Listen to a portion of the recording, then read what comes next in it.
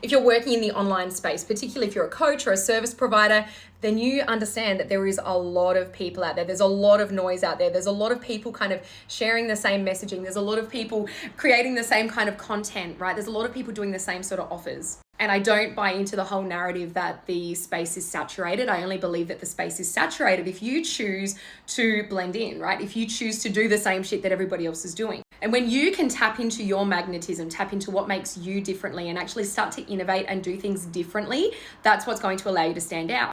That's what's going to be the thing that will help you cut through the noise. Also got a little bit of sun on the weekend. And I know that it's really tempting to kind of like look at what everybody else is doing and be like, oh, okay, yeah, maybe I'll try that. Maybe I'll do this. Maybe I'll put my spin on it, right? But what if you were instead to ask yourself, what would I do? How would I do it if it had never been done before?